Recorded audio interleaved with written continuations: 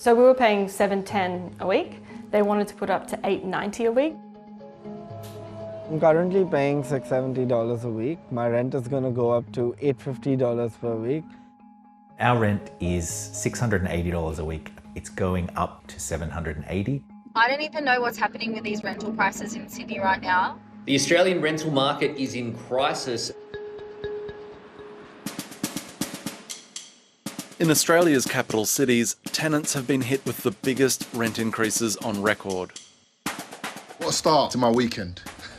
Listen, Sydney, what's going on, man? A $350 per week rental increase.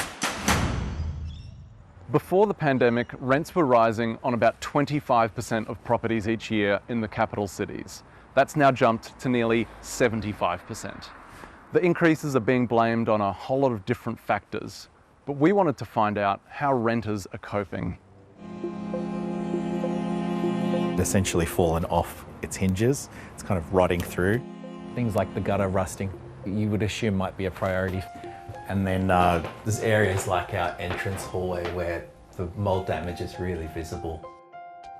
Jack Butler has lived in this house in Sydney's inner west for the past 3 years.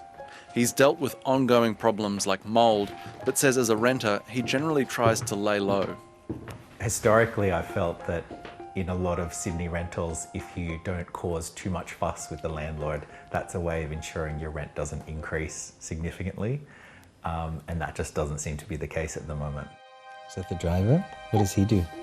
Toot toot. Jack was expecting a rent increase. But in the face of a 15% jump, he and his partner Tess may abandon the rental market altogether by downsizing into an apartment further out. At any given moment, we can just be uprooted and moved out, or rental increases can go up a significant amount. And it's a shame because this is our home.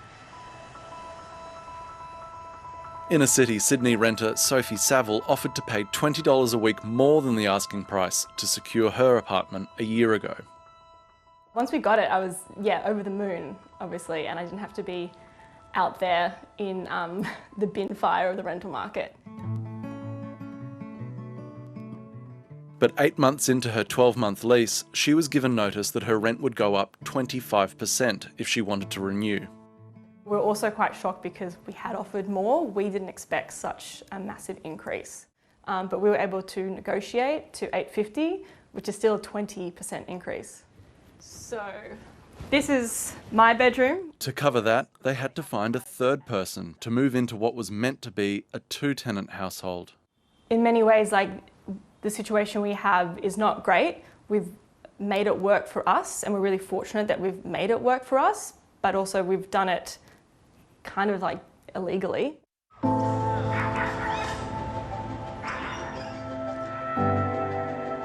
Akshat Seth is also renting in the inner city, but today he's looking for cheaper options in Western Sydney. So it's not a bad house, it's a decent house. Small bedrooms though. His days off are filled with house inspections after he received notice of a 26% rent increase. This is listed at about $700 per week. So I've got about 4 lined up today, and for the weekend we've got another 10. I think the rental market in Sydney at the moment is really chaotic. Net migration is set to increase by 400,000 people this financial year. Politicians are arguing about how the housing market will absorb the increase, while migrants like Akshat are already struggling to find affordable properties. It wasn't this bad even a couple of years ago. It's only in the last year and a half where the situation has become this bad. Back to property number 8. This was literally probably at the around 2-year mark. On the other side of the market, investor Eddie Deline is building a rental empire. I got very passionate about property investing from an extremely young age. Believe it or not, I actually grew up with a single mother on a pension in Housing Commission, so literally started from the bottom. Houses, duplexes, townhouses, started off with a 2-bedroom unit. So I own 78 properties in total, and I rent out 77 properties that are rented for less than what I could be getting.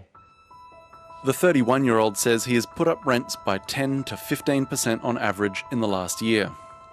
He says he could charge more, but doesn't want to risk vacancies, and that interest rate rises haven't put pressure on him so far. If those interest rate increases, though, haven't affected you, why put rents up? So with the rents, again, like these rents mainly have only gone up because the property went vacant. Like all those ones when the property went vacant, as an example, the market was already at that price point. It's a family of 6 people because it's obviously a 6-bedroom house. He's also put the rent up on existing tenants in properties like this one, which has gone up by $80 a week. You could potentially put like a duplex on it or redevelop it down the track. We are right now in Western Sydney in South Wentworthville around like Parramatta. Picked up this property about 5 years ago, rented at $730 per week. That's less than what I could be getting as well, but they're really good tenants, so I want to keep them happy and keep them in there and have a win-win situation for everybody. Just how much landlords should be able to raise rent has become a political battle.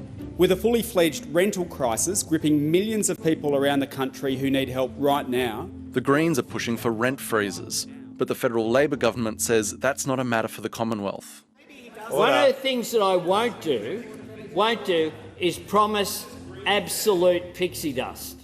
New South Wales Premier Chris Minns has ruled out rent freezes or caps on increases. Every bit of international research and most economists agree that if you pursue that and do it at scale, you'll put massive pressure on supply.